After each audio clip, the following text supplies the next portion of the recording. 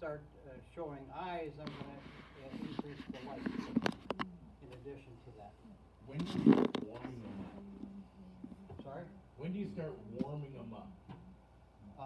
As soon as I take them out, So the around storage area. middle April? now, if you're, first of all, if you're doing cuttings, I know Mike does a lot of cuttings. If you're doing cuttings, you should have done this a month ago. At least, probably. Because you need time for that cutting to grow, that tuber to produce that cutting, so that you can chop it off, right? How long did you start yours, Mike? I just got mine out of the cold and warming up like a week ago. So I feel like I'm right on time. Okay. No matter what I'm doing, I'm right on time.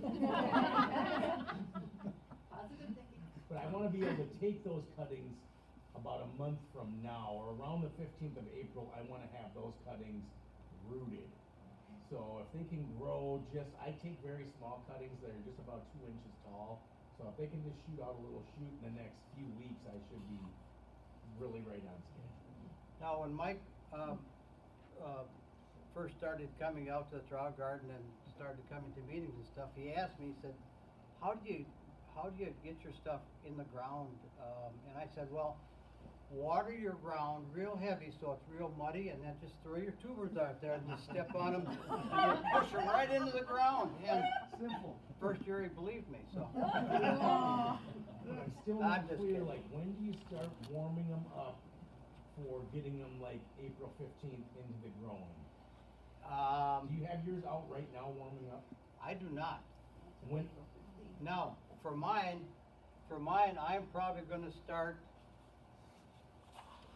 1st of April, but it's Okay. gonna depend on, if we get, 2 more feet of snow between now and the end of March, your gardens aren't gonna be ready in the middle of May, because they're gonna be too cold. It takes a while to warm that soil up. That's a big lesson you had to learn coming from Washington. A lot of people in Washington hardly ever dig their tubers. They dig them up, divide them, and put them right back in the ground. We don't have that luxury, so. So Jer, are you unwrapping them and cutting them out of the saran wrap before you warm them? No, that is part of the warming process. So when you're taking them out to warm them in your garage, you're still keeping them in the saran wrap? I'm taking the box out, Yeah, okay? Probably, let's say the 1st of April, or, target, April 15th might be late, I don't know. And then I'm gonna take the little baggies out of there, and I'm gonna start unwrapping them, and I'm gonna lay them out in the tables. And that's when they're gonna start warming up. It's gonna be just a couple of days. It's not a big process to get them to warm.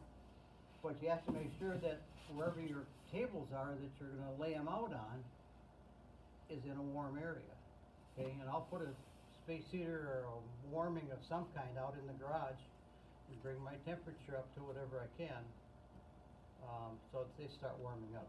And a lot of people actually use heater cables to warm their tables up, okay?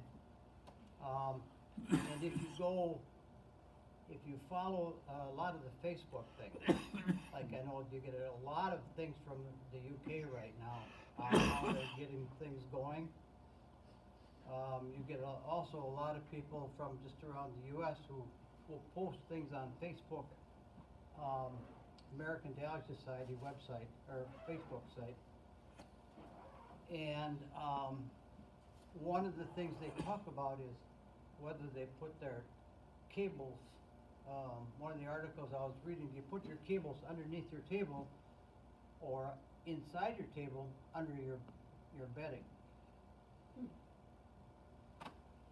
I don't know. I don't use heater cables. I just try to heat the whole area. So, Larry, do you use any heat? I don't use any heat, and I think another thing you wanna talk about, Jerry, is that you make sure you don't water them when you take them out. Let them sit there, Let them sit there, yeah. if you put them Let 'em on seat the their own. table and, if they're kinda dried out, maybe some kind of moist soil, set them on top of, but don't add water to them, otherwise you'll you use dirt. Yeah, I start mine in cedar shavings. yeah, And so I do moisten it, it's not wet, Yeah. but I do moisten it, yeah. just to get them started, so. Thank you. On the date clarification, like, you wanna get them out and start warming them up pretty quickly before you're gonna start growing them. I think you need roughly 45 days before you're gonna stick them in the ground. Perfect. I would say that's a target, but again, if, you know, if the weather stays 50 degrees for a high temperature today all the way into the middle of May, you're not gonna have a 50-degree ground temperature, which is what you're shooting for when you plant. Okay, so again, be flexible and try to anticipate, which is impossible, what's gonna happen with the weather. Okay? But did you say 50 degrees? Cause I was told 60. You're gonna want a minimum of 50 degrees before you stick anything in the ground. And if it's a real rainy spring, 50 degrees is even too cold, in my opinion. How warm is the garage that you have that table in? By the time I get going, it could be 60 degrees, 55, 60 degrees, Okay, which is not real warm, but warm enough. it's warm enough to get them started.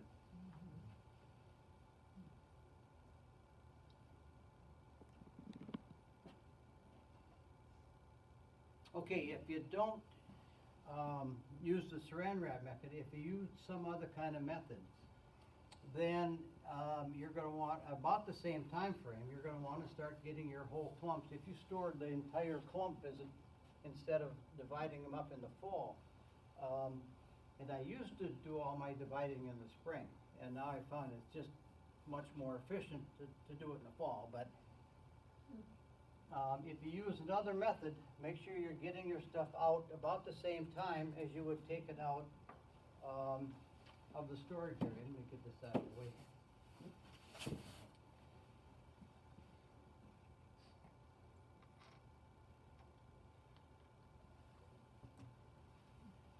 Get those things out, and if you've stored them properly and if you stored them well, you're probably gonna see your little eyes already butting out of those things, so it makes it much easier to divide.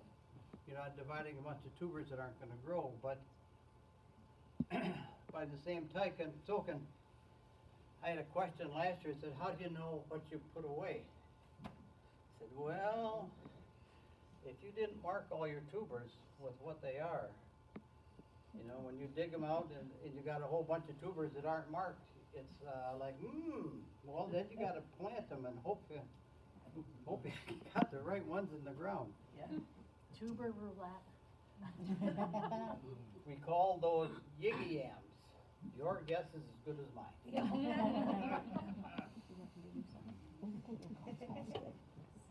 Okay, so, and again, when you're dividing your tubers, you know, make sure you got an eye with a piece of the crown, you know, and look real close for those eyes on those tubers.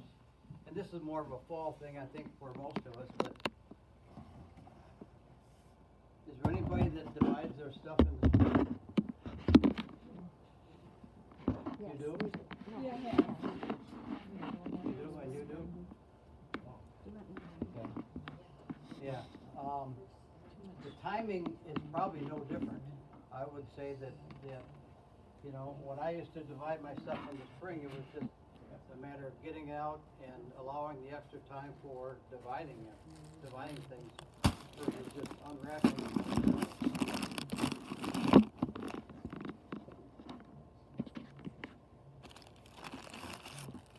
Not unusual. People used to say, if I get a clump that comes out of storage like that, I'm gonna throw it away. Don't throw it away. Grab the ones that have a little growth on them, stick them in the dirt, you can probably at least get a cutting off. It's probably gonna rot, but you're gonna be able to probably even get a cutting on it. But I think everybody that uses saran wrap would agree that you get a lot better results with this method than you do storing whole clumps. Just my opinion, but Larry told me I could say that. So. Okay, again, if you're dividing in the fall or if you're dividing in the spring, make sure that every tuber's got that good solid eye on it. You know, when you're putting it in the thing, if it doesn't have an eye, you're in trouble. Okay, a lot of people think that the only time you're gonna get your gall showing up, your leaf gall or your crown gall, you can still get it in the spring as your tubers start to grow up and sprout off. Make sure you're watching for especially your leaf gall.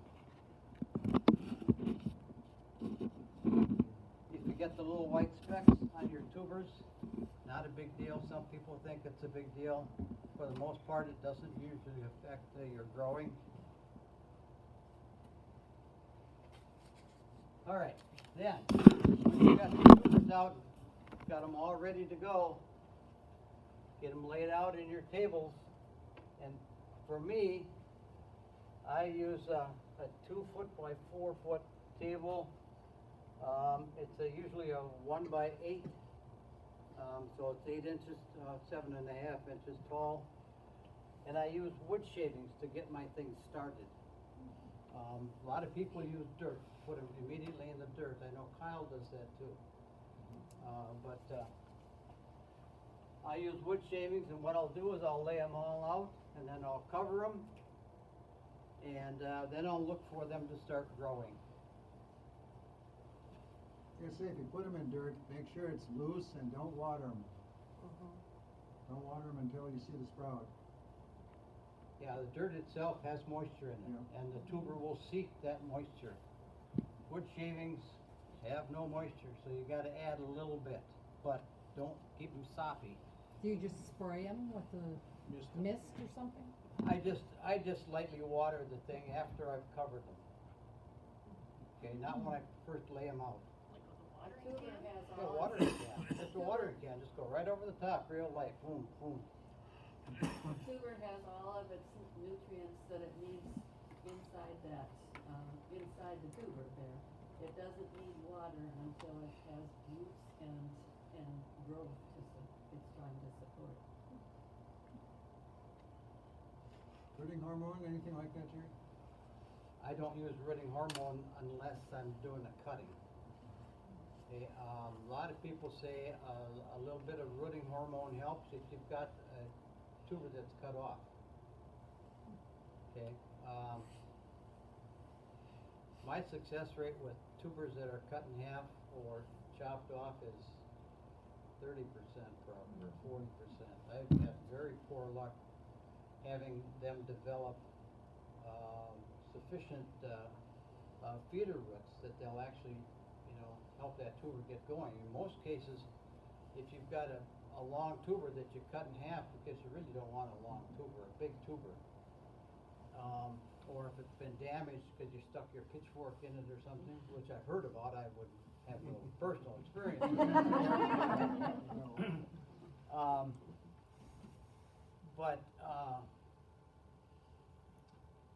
In my experience, most of those tubers will develop tuber roots before they develop feeder roots.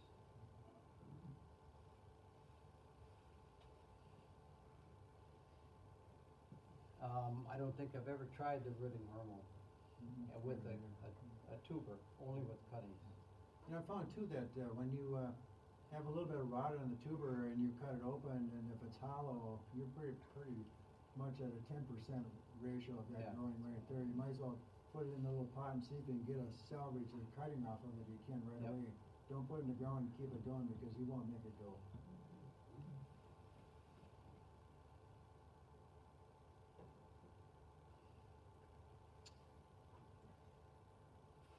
Okay, that's mostly what my garage looks like once I get everything out. How big is your garage? Huh? Where's the powder? Yeah, I was gonna say, how big is this garage? Well, these are only 4 foot long tables. They're 2 feet wide and 4 feet long, but Yeah, my cover not fitting. but it's only really a one side of your garage, one of your car stalls. I still got the So car who on has to the other park side. You outside? can see the tire up there. But She She wants to know who has to park outside. You have to park outside. Who has It's to the park sacrifice outside? you're making for your tubers. Who has to park outside?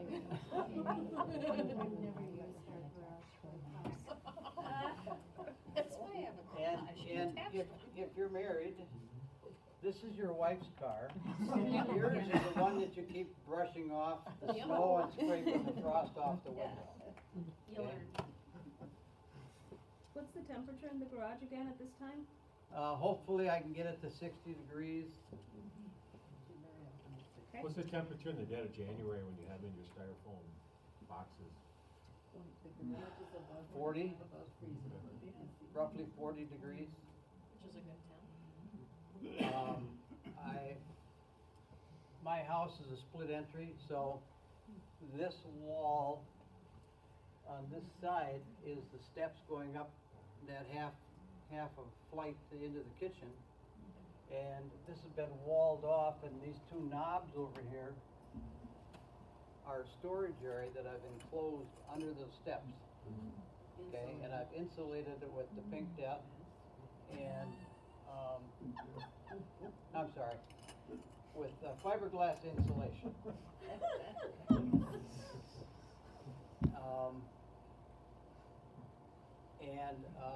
Once I put my boxes of tubers in there, they're sitting on top of insulation, and the insulation is folded over them.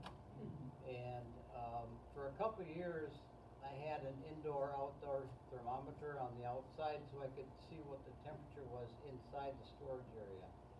And for the most part, it didn't vary more than 5 or 10 degrees. You know, and I don't think we ever had a problem with actual freezing of our tubers. So is your garage insulated or heated? Yes. Oh, it is. And like you said in the fall, what's more important than the actual temperature is the consistency of the temperature, right? Correct. Correct, yeah. Keeping a consistent temperature is, as best you can, is very important. That's why it's difficult to store in just a finished basement, because you've got constantly changing temperatures. It cools at night and it warms up in the daytime and stuff like that. So if you're too warm, if you open up your, and I don't have a picture of that, if you open up your little box and you see spaghetti, that means you're probably storing in too warm an area.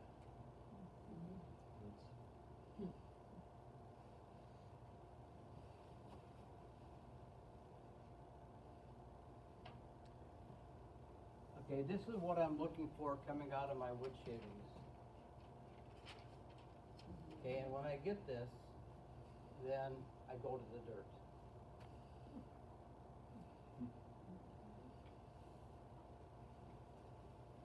Now, you're gonna have a number of tubers that never develop an eye. Okay? One method that you can use, that's when they go in the dirt. Once they're, first of all, look for that green sprout that's pushing up through the wood shavings. And when you get that, take the tuber out of the wood shavings and look for these feeder roots. If you don't have feeder roots, that tuber is going to exist on the strength in the tuber, and then when it's exhausted, the tuber will die, or the plant will die. Okay, you got to have those feeder roots that are drawing the nutrients out of your soil. Is that why you start in the wood shaving, so that you can check for feeder roots before you put it in the dirt? That's the primary reason that I start in wood shavings. Because when I pull them out, and I don't see this, then I put them back in. That way you're not planting a tuber that maybe is not, at least we know it's gonna grow at this point. And then, I've seen a lot of comments on the, again, the UK and the US Facebook pages about your starting medium. And there seems to be quite a difference between, trying to think of the brand, Sungrow, potting soil, which is higher in peat moss, and the people in the UK try to find less peat moss in their starting medium. I go for the blue bag. The Pro Mix, the blue one? I go for the Miracle Grow starting stuff. Oh. It's the great big bag. I only buy like 4 of them, I think.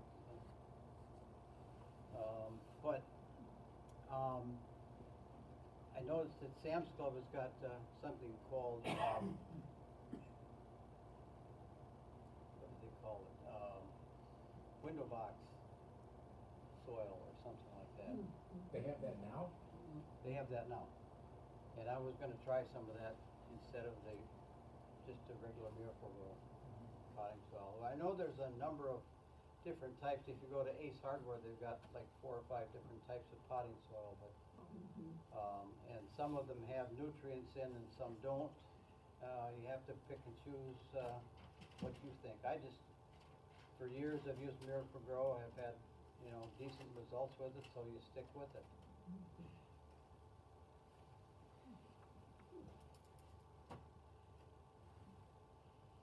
And then as soon as you can, you want to get them outside.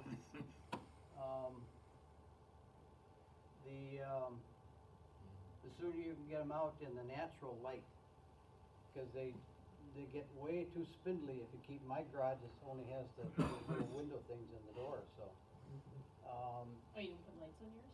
And I do have artificial lights on them, but still, they tend to get a little more spindly. If you get them outside in the natural light, then they continue to grow, but they don't grow as fast and they grow healthier. You want as healthy a stock on that growth that you possibly can. You don't want a real thin, tall, spindly thing because, that affects how the nutrients are drawn up into the plant. Does a little greenhouse like that keep it warm enough at night? That thing usually keeps it fairly warm. Now, if it's going to be real cold, I will bring all those trays into the garage. Wow. And then even the wife's car goes out. I have put a little heater in there, depends on what the temperature is forecasted to be. Yeah, it does maintain heat pretty well in there. You close up the little windows and whatnot, and like Karen says, with the heater in there, you can keep the temperature up. If you're going to get like 35 degrees or something or colder, you obviously don't want those things to freeze.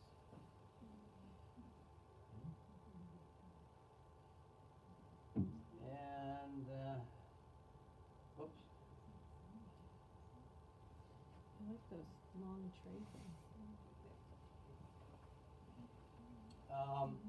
Now when I get all my stuff out there, I'm gonna go, first of all, I try to keep them sorted alphabetically so that I know exactly where to go to find what I want to plant, which is sometimes a bit of a chore, but, when my 2 daughters show up and start grabbing, and my wife starts grabbing hers, then it's like, I get what went over the fence last, so.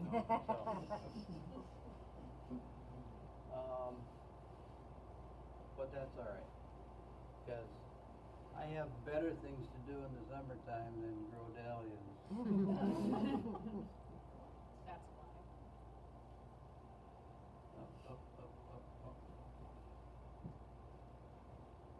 He's gonna vote.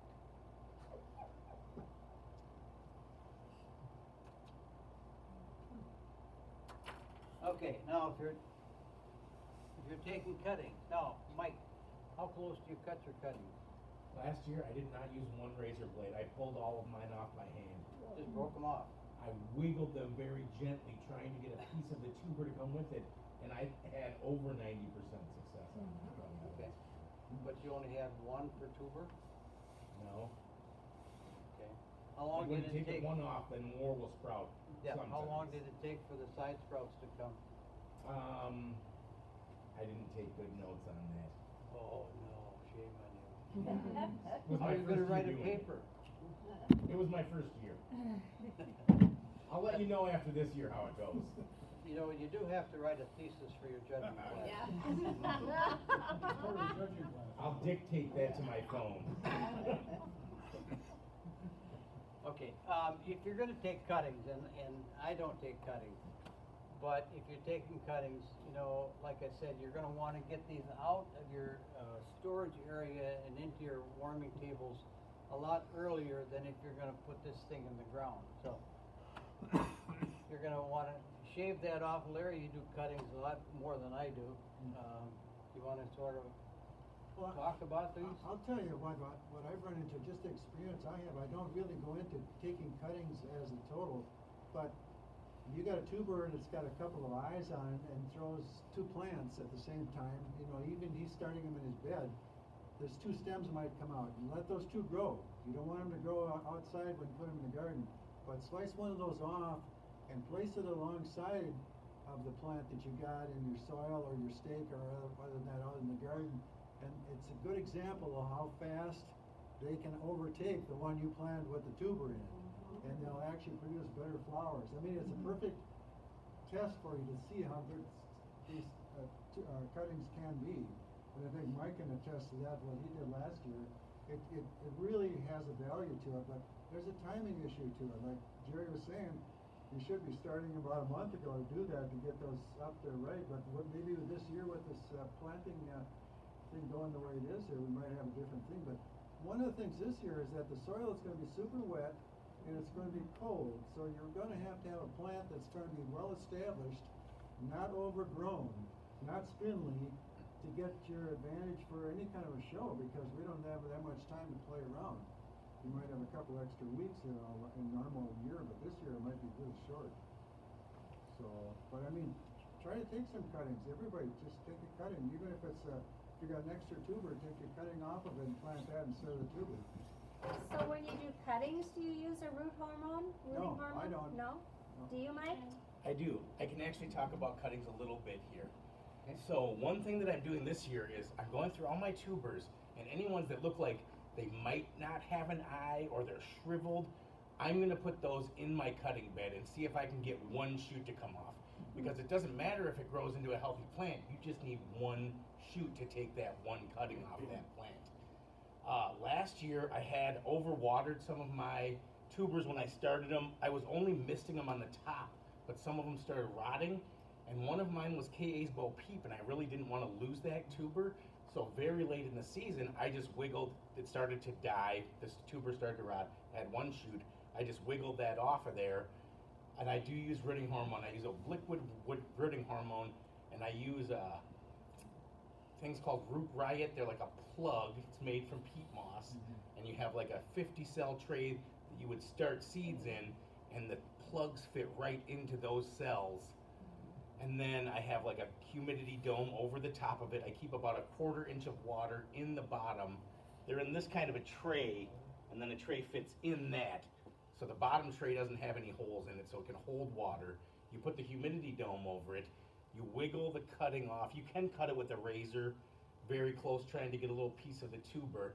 You dip that in the rooting hormone, then you put that into the cube, and I keep a heat mat underneath the tray set at about 75 degrees, and it has like a little probe. I put that into one of the things in the middle of the tray, and then usually within about a week you will start to see roots poking out of the side of those cubes. You lift the cubes and you can see the roots starting to grow. So like I said, this year I'm taking all my questionable tubers and putting them into a cutting bed. I just have like a little Rubbermaid thing full of soil, put all the tubers in there with the necks and the crowns sticking out, and then when they start to send shoots off, I'll wiggle them off, put them in the rooting hormone, into the cube, into the heated thing, and then I go into the little pots. This kind of pot, or I use like a little, like a round 4-inch kind of pot that comes from the dollar store. They're like 6 for $1.25, and I'll grow some of them I'll grow in those pots to make pot roots and stuff. And some I'll put right into the ground next to my other ones, and they will outgrow them. Larry's definitely right about that. Jerry, can you talk about your form of Thanks, cutting, or Mike. Larry? Go ahead. Talking about cutting, with a razor blade and how close you cut and. Now, I know Mike said that he takes a shaving off the crown. I try and get it right down, so a little tiny piece, like a 1/16 of an inch of the crown goes with the cutting. Cause I believe, and I am fairly new at this, but I've had really good success. And I took some fall cuttings, and those I just took like right from mature plants. But I did the same thing. I put them in the rooting hormone, then into the cubes, then into the heated space at 75 degrees. And those I took like 42, I have like 38 of them still living right now. So I've had really good success with Yeah, the hormone. he's taking in the fall, the growing tips and rooting them before they freeze. And he's keeping them through the winter. And now he's collecting shoots. I'm gonna take cuttings off of those I mean, cuttings now. every part of these things grow as long as the growing point on them. The only thing that you gotta worry about in the fall is that when you take the bud tips, Yeah, they don't produce a plant. You gotta make sure there's a growing shoot on the side of that. The bud tip you wanna break off. And a this- lot of times mine even would produce new bud tips like all the way into Yeah. January and Yeah. stuff. And I would always break those off. Yeah. But the timing is what I wanted to talk to, because that's the tricky part. Yeah. And so I just got mine out last week because I would like my rootings, my cuttings to be rooted and planted into the pots at the same time the tubers are at basically the same height. So I'm doing it now, giving myself maybe a month and a half from wake up to when I transplant them to try not to grow them too early. I feel like if you start it too early, you're gonna end up with these really tall, spindly plants. And they also wake up at different rates for cuttings, so different ones will grow at it. You'll get a little shoot in a week off one, and it'll take a month for another one. So last year, I was taking cuttings from around mid-March all the way through mid-April off of different varieties. And you asked how long it takes to re-sprout once you do that. Some of them, I took 6, 7 cuttings off of one tuber, and some of them I only got one, so I don't have like a That's average normal. for that. But some of them really produce a lot of sprouts, and some just give you one. And I think the ones that give you one are like those questionable tubers, the ones that never would have grown into a plant anyway, but you end up getting a full plant by turning that into a cutting. That'll all be part of your research paper this year. It's at least some knowledge that I have acquired in a There short you time go. that I can spread to try and help people save their bad tubers. All right, I have a question for you, you're cutting people. Mhm. How many of you actually get cuttings from your hybridizers instead of live tubers? I've seen that happen. Corralitos does all cuttings when you buy from them. Corralitos does all cuttings. I know, Stonehouse does a yes, lot of raised Stonehouse. cuttings. Yeah, I've had very poor luck actually getting the damn things to grow. Kyle told me the same thing about the ones that he's ordered. They come wonky and they'll be like crooked and they'll never straighten out. And he's had bad Yeah. luck with them being shipped through the Also, mail. if you're planting a cutting, what is your tuber production for Very next low. year? I got great pot tubers, the ones that I grew in 4-inch pots in the ground all year. I got great blooms, I got great pot roots, and then I would say that I got pretty good success. Not everyone gave me tubers, but I'd say I got like at least 3 tubers off probably 90% of my cuttings last year. Okay, when you're talking about the cuttings that you're talking about, you're not talking about tuber cuttings, you're talking about leaf cuttings, right? Tuber cuttings is all I grew last year. No, he took leaf cuttings in the fall. In the didn't you? fall. Yeah, he took, I don't have any Six research on leaf in the cuttings. fall, Yeah. and that's what you're growing now. No, I'm waking up my tubers out of storage. yeah, he's got both of them actually going. Okay, you got both going? Last month he came in here with plants on that table there that were 12 inches tall and taller, and he'd been pinching them back already from last fall, stem cuttings. Those are Yeah. the stem cuttings, Yeah. right? Those are the stem cuttings. I'm gonna use stem cuttings on those again, on some of them. Some of them I've cut back down to the pot, and they have sent out new shoots. Yeah. So I believe those would be tuber cuttings, right? Any of the new shoots that come out. Right. Yeah, probably. So I'm gonna do both on that. That's like a side experiment away from the ones that I'm gonna try and grow for the show.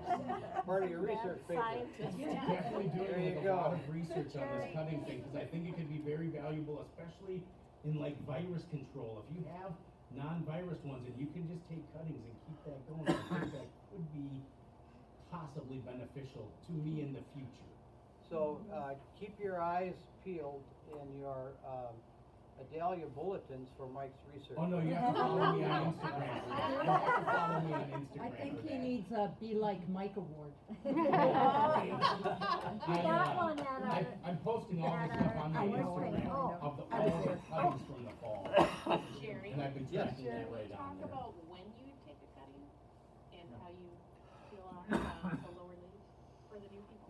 Well, obviously, you know, when you take your cutting, obviously, if you're taking the cutting off your tuber, okay, then it's gonna depend on what size growth you're getting. You know, you have to wait till you get a decent sized growth, before you can take that cutting.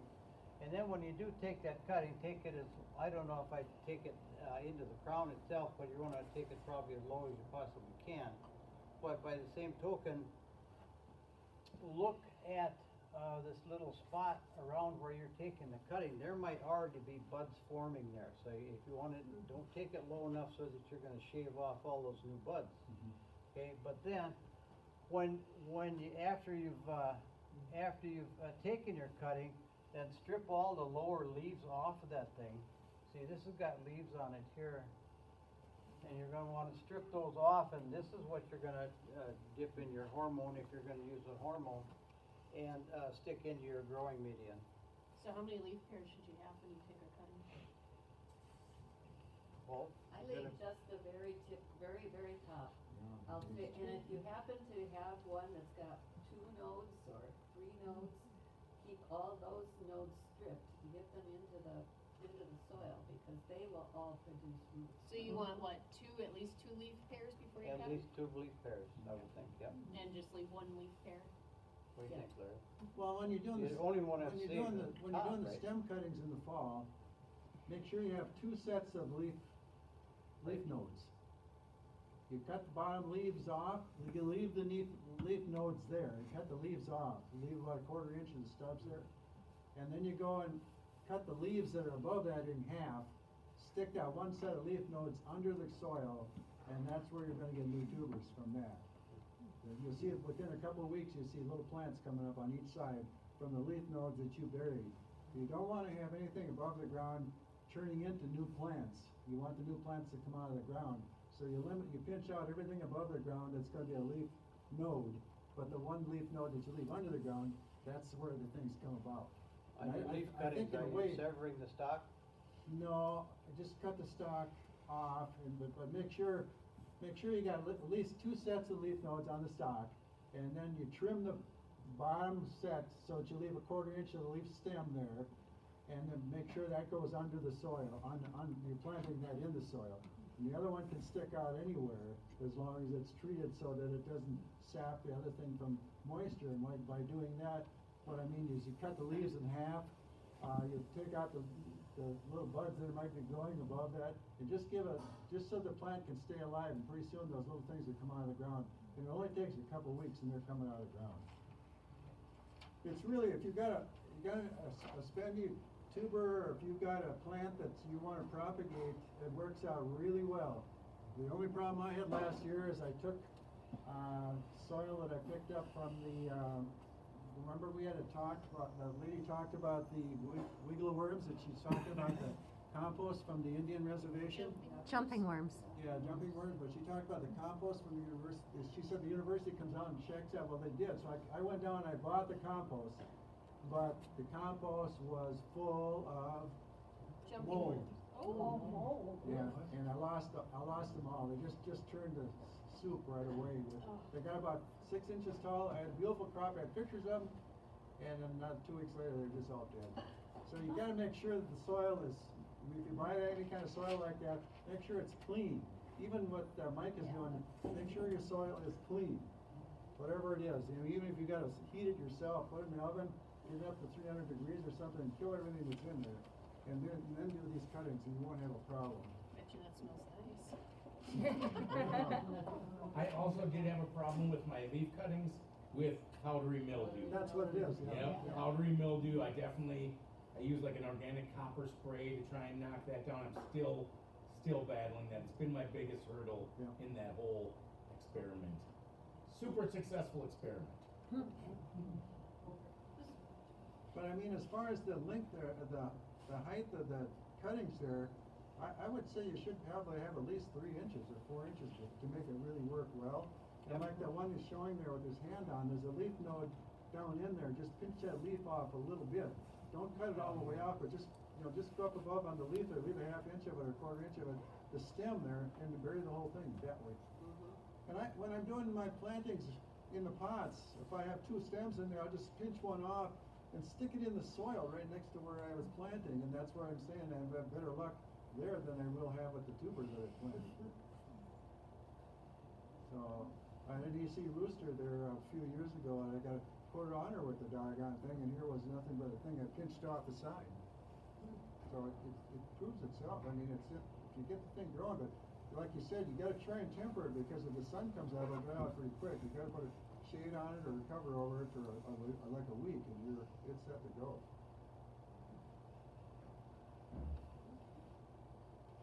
Okay, what do you do with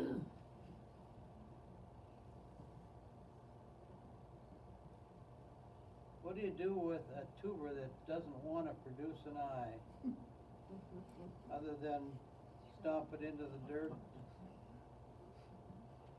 Let's see if I can find that picture again here.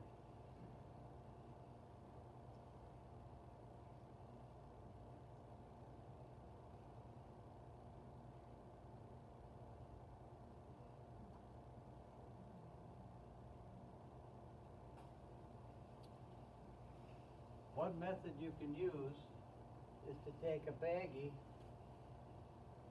and probably, depending upon the size of your tuber, a gallon or a quart size baggie, and put a little medium in it and stick your tuber in there, and then put it up in the window of your kitchen and seal it and just leave it there, and it'll start warming up and warming up and warming up, and oftentimes you might be able to pop an eye out of that tuber that otherwise would go to waste.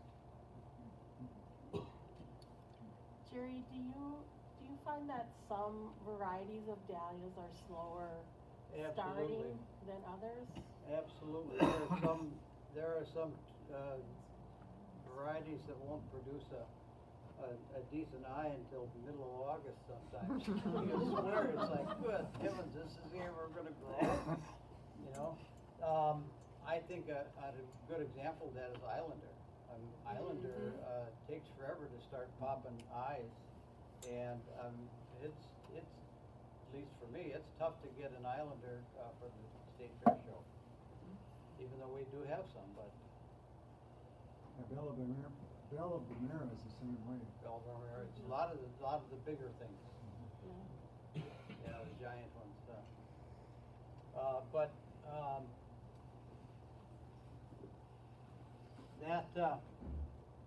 That method is explained in the bulletin. The explanation comes from Tony Evangelista, and that's how he gets his slow developers to actually pop an eye.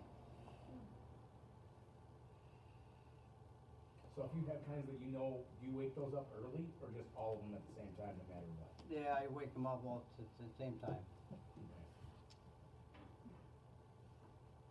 And you just don't grow the ones that are slow growing then?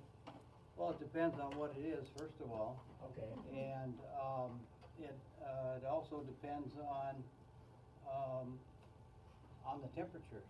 What is the forecast? If it's real rainy and cold and stuff, then I'll probably keep it in the greenhouse and not put it in the ground quite as quick. But you're gonna wanna see, and another thing, when I take this tray out, oh great, stop touching it. Damn thing.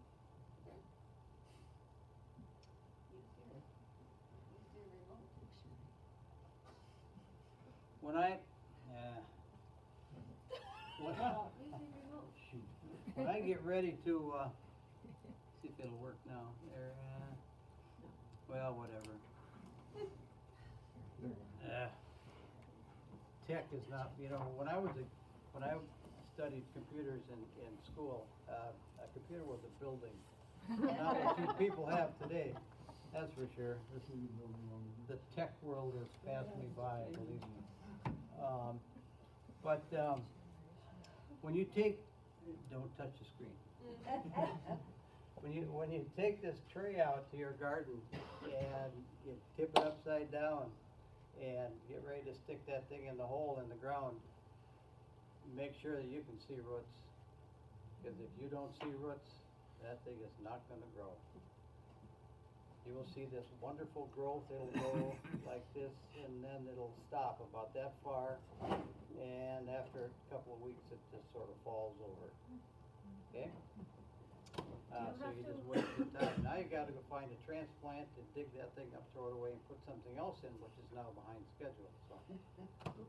Do you have to harden off, the cuttings? I'm sorry? Do these have to be hardened off?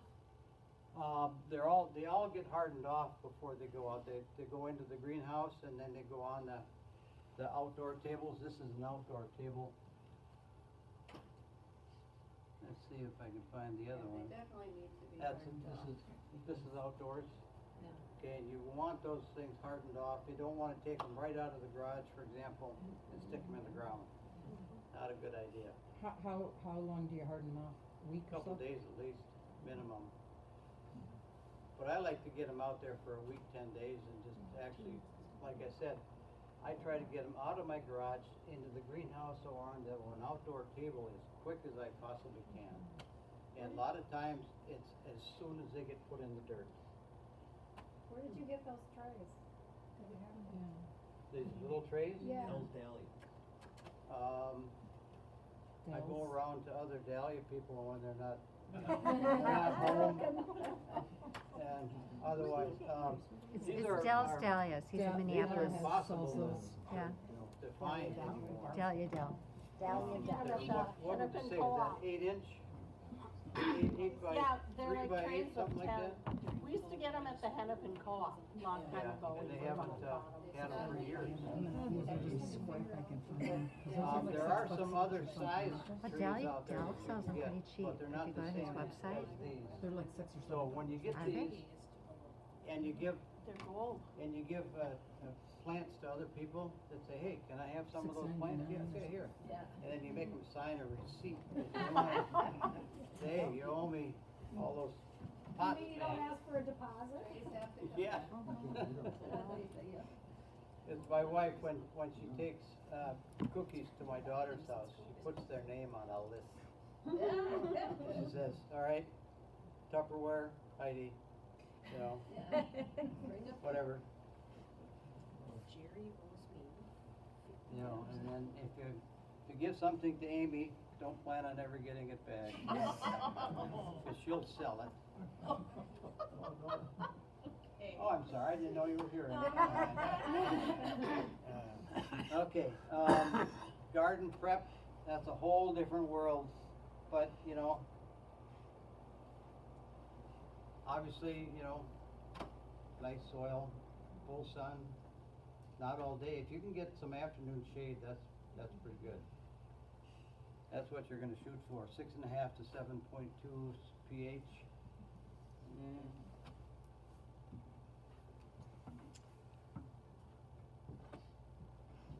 And when all else fails, it's a tuber sale. Yeah. Now, Now, do you remember the picture in my garage with the 5 growing tables all Yeah. full? With thousands and thousands of things? There's my wife buying extra tubers. Seriously? That's the only reason you put that photo in there. What? Greg next to her. That's me, isn't it? Yeah? Yeah, so there it is, April 8th, Just loaf pan size though. and that is where I will be. Oh, no, Liar.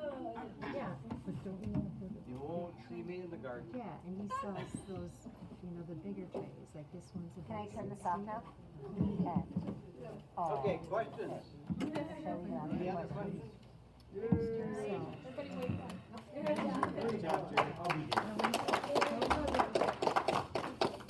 One of my little Good job, coffins, if Jer. everybody wants to see what they look like when they just come out of storage. I don't see an awful lot.